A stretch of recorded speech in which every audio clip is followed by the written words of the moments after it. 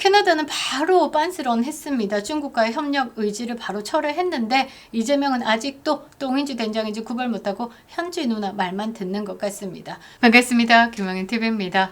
자, 현지 시각 23일에요. 미국 백악관 인스타그램 공식 계정에 도널드 트럼프 대통령의 사진이 하나 딱 올라왔는데요.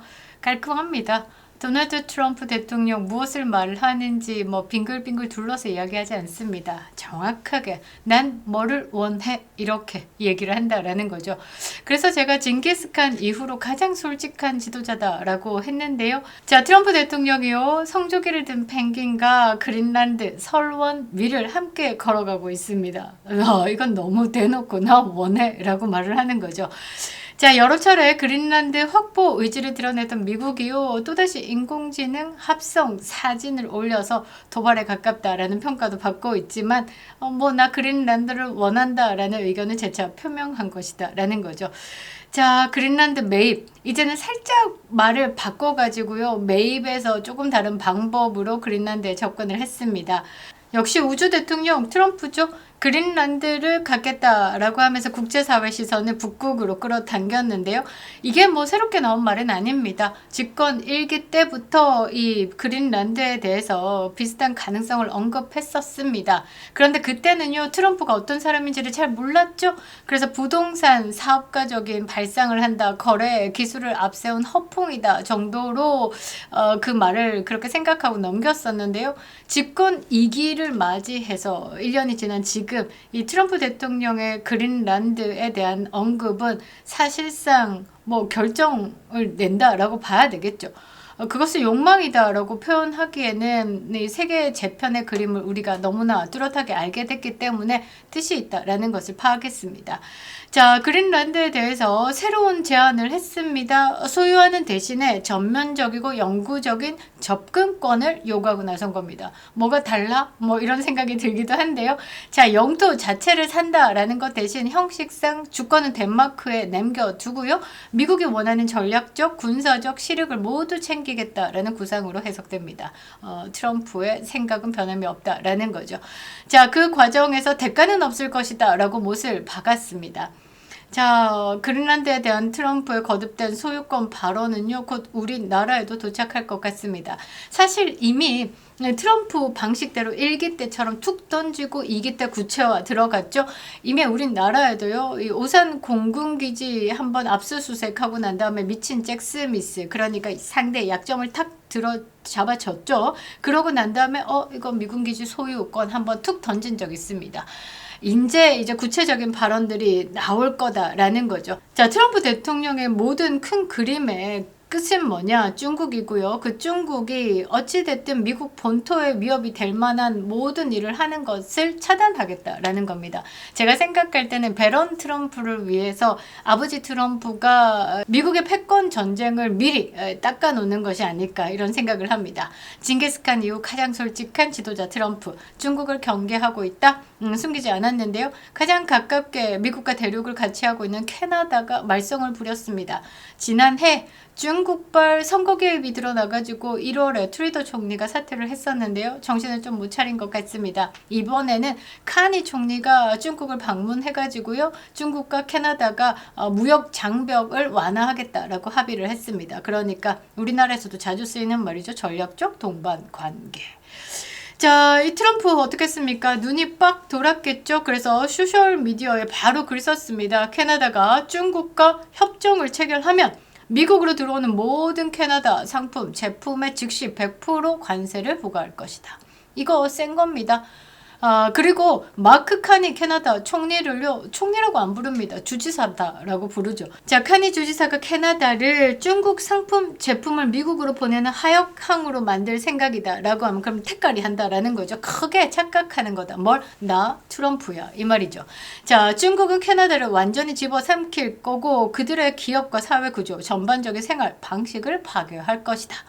자, 캐나다가 체계적으로 자멸하고 있다. 중국과의 무역 합의는 그들에게 재앙이다 라고 경고를 했습니다.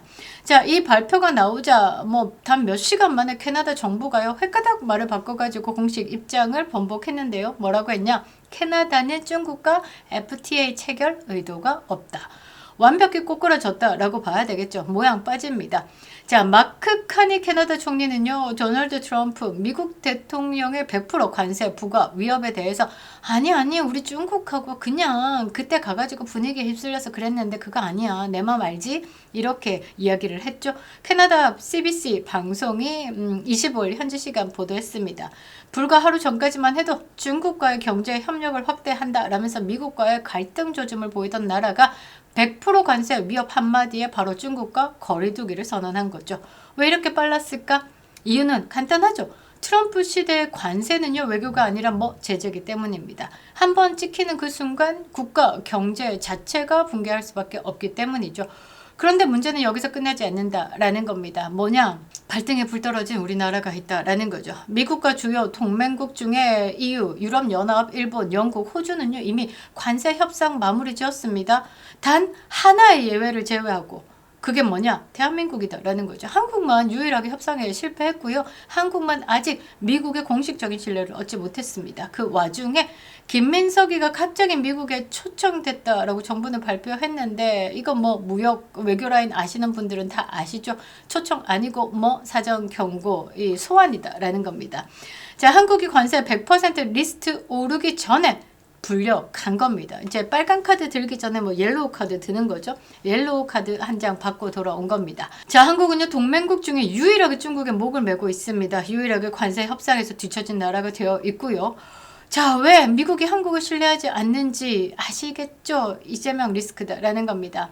왜 캐나다는요, 하루 만에 중국과 관계를 끊었는데 왜 우리나라는 반대 방향으로 가고 있는지 아시죠? 이재명 리스크죠. 자, 김민석 총리가요, 미국 가가지고 경고를 받을 수밖에 없었던 이유가 뭔지 아시죠? 이재명 리스크다라는 거죠. 빠르게 다뤄보도록 하겠습니다. 구독과 좋아요, 멤버십 가입은 영상에 큰 힘이 되고 있습니다. 자, 제가 오늘 영상에서 풀어드릴 거는요, 단순한 외교 이슈 아닙니다. 한국 경제 전체 생존 문제다라는 거죠. 언론은요, 전체 맥락을 보여주지 않고요, 주로 언론이 어떤 식으로 다루냐면 욕심 사나운 영감쟁이 같이 이런 식으로 트럼프 대통령을 다루고 있습니다.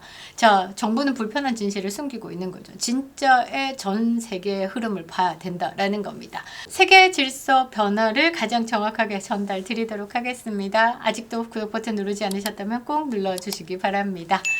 자, 트럼프 관세 정책은요, 단순한 무역 제재 아닙니다. 세계 공급망을 재편하는 전략적 도구로 활용되고 있다라는 거죠.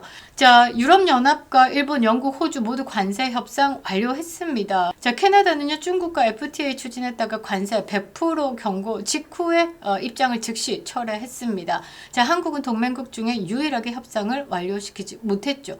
그리고 대미 투자권에 대해서 올해 못한다라고 발을 빼면서 관세 협상을 계속 미루고 있습니다. 한국이 뒤처진 이유는 분명하죠.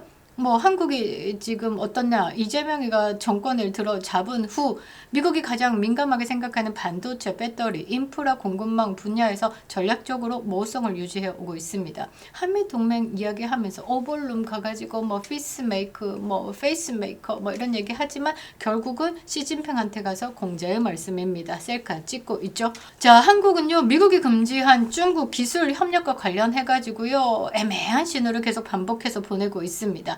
중국 배터리 의존을 유지하고 있죠. 반도체 장비 규제에 대해서도 굉장히 소극적인 태도를 보이고 있습니다. 인도 태평양 전략에 거리두기를 하고 있죠. 그러니까 대만에 대한 형상 변경에 대해서 강력하게 반대를 한다라는 일본과 다른 애매한 스탠스를 취하고 있습니다. 자, 미국에서는요, 어떤 말까지 나오냐면요, 한국이 이 대만 침공을 중국이 했을 시에 한국을 임시 기지로 사용을 해야 되죠. 쉽게 얘기하면 미군의 군함도 오고 일본의 군함도 오고 이 대만 해협으로 출동을 해야 되는데 항구를 열어주지 않을 것이다 까지도 생각을 하고 있습니다. 그 말은 동맹이 아니다라는 거죠. 적국과 함께 손을 잡는 나라가 될 수도 있다까지도 판단을 하고 있습니다. 대단히 위험하다라는 거죠. 자, 중국 경제 협력을 확대다라고 부르는 외교 라인들이 지금 대한민국 이재명 정부에 포진되어 있습니다. 미국 내부에서는 어떻게 보냐, 한국은 아직 진영을 선택하지 않았고 지금 중국 똥꼬에 줄 서기 시작했다. 그리고 회색 국가다라고 판단을 하는 겁니다. 자, 바로 이 순간 미국은 어떠냐, 한국을 관세 대상국 후보로 분류하기 시작했다라는 거죠. 이란, 북한, 중국 관세 50% 100%부터 시작해 한국이 여기서 깔딱깔딱 거리고 있다라는 거죠. 자, 캐나다는요, 중국과의 FTA 추진을 선언하면서 미국에게 들이미는 것 같았는데 트럼프 대통령 100% 관세 때리겠다라는 발언이 나오자마자 24시간도 안 돼가지고 중국하고 무역 그거 생각 없는데 그런 협력에 대한 확대에 대해서 없어. 경제 안보 우선은 미국과의 공조야 라고 말을 뺐습니다. 왜 이렇게 빠를까? 그건 뭐 경제죠. 캐나다 경제는요, 미국의 절대적인 의존을 보내고 있습니다. 관세 100%다라고 하면요, 캐나다 GDP의 10%에서 15%가 날아가는 수준이다라는 거죠. 그리고요, 미국 시장을 잃으면 캐나다 제조업 자체가 붕괴를 합니다. 수출 기반 산업이 모두 직격탄을 맞게 된다라는 거죠. 자, 그리고요, 가장 뭐라고 해야 되나, 조금 좀 비열하다. 뭐 유럽도 마찬가지고 제가 보는 관점은 그렇습니다. 지금까지 유럽 연합도 그렇고요, 캐나다도 그렇고요, 안보를 미국에게 의지해 왔습니다. 그리고 그 미국에게 의지해 오면서 그 돈으로 자국의 어떻게 복지를 확대시켜 왔죠. 그래서 트럼프 대통령이요, 유럽연합 니네들 국방비 지금 GDP 대비 5%까지 올려. 그렇게 하고 있는데 지금 뭐 독일이든 뭐 프랑스든 전부 1%에서 왔다 갔다 하고 있으니까 미국 입장에서는 이 천조국이죠. 이 천조국 입장에서는 미치고 폴짝 뛸 노릇이다라는 거죠. 자, 미국이요, 국방비로 2천조를 씁니다. 천조국 발행이 이건 뭔지 아시죠? 천조국이 미국입니다. 국방에 천조를 쓴다라고 해서. 그런데요, EU 연합 다 모아 보면요, 이 국방비가 한 2,300조 정도 한 나라에서 국방비를 쓰는 것보다 덜하다라고 보시면 되겠죠. 유럽에서요, 자기들 떼거지로 뭉쳐가지고 미국에게 대항한다, 바로 박살납니다. 자, 이 캐나다도 마찬가지입니다. 군사력 순위를 보면요, 글로벌 순위는요, 세계 28위 수준입니다. G7 국가 중에 가장 낮은 편이다라고 봐야 되는데요, 병력 규모를 보면요, 웃음 납니다. 정규군이 63,500명, 예비군이요 23,000명, 합쳐도 86,500명입니다. 뭐 캐나다 레인저다라고 해서 5,500명이 있는데요, 이게 우리가 아는 그 델타포스, 뭐 네이비실, 이게 아니라 북극, 그러니까 오지를 감시하는 데 특화되어 있는 거, 그러니까 개썰매 타고 뭐 이런 거다라고 보시면 되겠죠. 군사 장비 90% 이상이 미국 겁니다. 그리고요, 병력 부족은 뭐 고질적이죠. 그리고 장비가 굉장히 노후가 돼가지고 캐나다 이렇게 하면 군대가 있나, 이 정도의 의문을 가질 수 있죠. 자, 그러니까 미국만 믿고 안보는 등한시하면서 유럽처럼 복지만 강화했다라는 거죠. 미국 입장에서는 굉장히 괘씸한 녀석이죠. 독자적으로 전면전을 수행하기보다는 북미 대륙을 방어하고 나토의 핵심 파트너로서 첨단 기술과 정예, 병력을 지원하는 뭐 전략적 지원군의 성격이다라고 하지만 8만 명입니다. 지금 그린란드 지키겠다라면서 각국에서 막 10명, 뭐 15명 이렇게 보내가지고 결국 모인 게 1000명도 안 되는 거 아시죠? 다 개썰매 끌고 다니고요. 미국의 병력과 비교해 봤을 때 그린란드를 지키겠다고 넘어온 그 50명도 안 되는 정예군을 보면서 미국이 얼마나 가짜났을까. 자, 미국의 메시지는 명확합니다. 중국과 가까워지면 우리는 너희도 중국으로 본다. 캐나다는 즉시 중국 손절했습니다. 그런데 한국은 반대로 움직이고 있다라는 게 총체적 난국이다라는 거죠. 대한민국이요, 지금 중국을요, 경제 협력 파트너다라고 부르고 있습니다. 서해도 뭐 공룡의 바다, 외교 기조도요, 균형 외교다라는 이름으로 중국 친화적으로 움직이고 있죠. 관세 시대에서 균형 외교는 뭐냐, 그냥 줄타기 외교, 뭐 회색 국가, 미국에게 불신의 신호를 보내고 있는 거죠. 자, 최근에 김민석이가요, 미국의 테러 리스트에도 불구하고 미국에 초청 당했습니다. 말은 초청, 결국은 소환. 그리고 받은 건 경고다라는 거죠.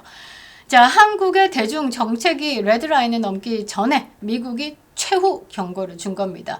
자, 김민석 총리가 참석한 회의는 뭐냐, 하원 외교죠. 그 다음 벤스 부통령과 만나가지고 50분 동안 대화가 아니라 벤스 부통령이 김민석에게 뭐 질의를 50분 동안 했다. 그리고 김민석은 거기에 대해서 답변을 했다. 그러니까 미국의 핵심 외교 라인이 어떻게 주도하는 자리에 끌려가가지고 자, 야, 변명해봐. 해봐, 빨리 말해봐, 확 뭐 이런 느낌이었다라는 거죠.